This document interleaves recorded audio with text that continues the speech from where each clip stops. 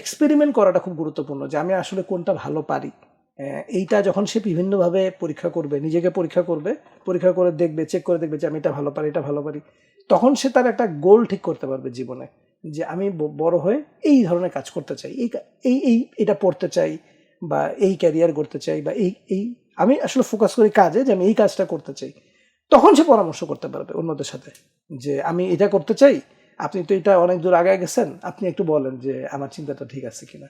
তো সুতরাং এই আগে তো গোলটা যদি ঠিক করা থাকে, ও লক্ষ্যটা যদি ঠিক করা থাকে, তাহলে আল্লাহ সুবহানাহু ওয়া তাআলা কিন্তু কম বেশি তাকে ওখানে নেন। এটা একটা খুব মজার ব্যাপার। যেমন আমি দেখছি যে আমি আসলে উদ্যোক্তা হতে চাইছি, ছোটবেলায় ব্যবসায়ী হতে চাইছি, কিন্তু আমি ব্যবসায়ী না, আমার ডিএনএতে বিজনেস নাই। এবং এটা আমি খুব হামলি বলতেছি, বিনয় করে বলতেছি, এরকম না। মানে আমি খুব ভালো করে বুঝি, ওই যে নো দাই সেলফ কথাটা আমি খুব ভালোভাবে মানি, যে আমি বুঝি যে কে কোন মানুষ সেটা বিবেচনা আমাকে করতে হবে, এবং আমি নিজেকেও বিবেচনা করে দেখি যে আমার ডিএনএতে বিজনেস নাই।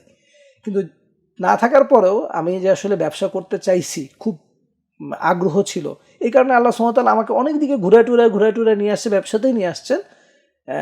আল্লাহ সুবহানাহু ওয়া তাআলা সেই পরিবেশ এবং পরিস্থিতি সৃষ্টি করে দিচ্ছেন, যেখানে এই যে আমি ব্যবসায়ী হতে চাইছি, সেই চাওয়াটা পূর্ণ হয়েছে। কিন্তু আমি যেভাবে চাইছিলাম, যে রাউটটা বা যে পথটা চিন্তা করছিলাম, সে পথে হয়নি, কিন্তু আল্লাহ সুবহানাহু ওয়া তাআলা আনছেন। কিন্তু এই কারণে যে গোলটা যদি ঠিক থাকে কারো, আল্লাহ সুবহানাহু ওয়া তাআলা তাকে, তার জন্য ওইটা যদি খুব ভয়ঙ্কর ক্ষতির না কারণ হয়, আল্লাহ তাকে ওই গোলে নিয়ে আসবেনি। কিন্তু গোল যদি ঠিক না থাকে, যেটা আমি অনেক সময় দেখি, যে আমরাও এটা লিখছি পরীক্ষায়, রচনার সময় লিখে রাখছি যে জীবনের লক্ষ্য। আমি কিন্তু আমার জীবনের লক্ষ্যের রচনায় কখনো ব্যবসায় লিখি নেই, কিন্তু অথচ আমি ছোটবেলা থেকে ব্যবসায়ী হতে চাইছি, এবং আমার আচরণও সেরকম ছিল আর কি। কিন্তু আমাদের তো আসলে মুখস্থ করে লিখতে হবে না, এটা তো আমি নাম্বার পেতে হবে। হ্যাঁ, নাম্বার পাইতে হবে। আমি যে আসলে কি চাই এটা তো গুরুত্বপূর্ণ না, গুরুত্বপূর্ণ হচ্ছে যে কোনটা লিখলে নাম্বার পাওয়া যাবে।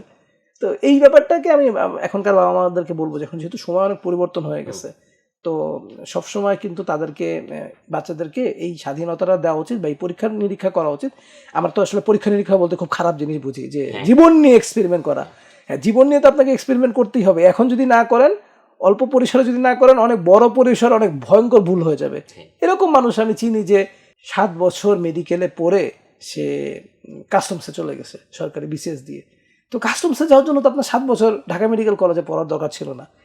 তাহলে আপনি জীবনে ছোটবেলায় এক্সপেরিমেন্ট না করেন, নিয়ে দেখে বড় হয়ে অনেক ভুল একটা সিদ্ধান্ত নিয়ে ফেলছেন, আপনার জীবনের অনেক লস হয়ে গেছে, আপনার ওই সিটটার প্রতি লস হয়ে গেছে, আপনার সময়ের প্রতি লস হয়ে গেছে।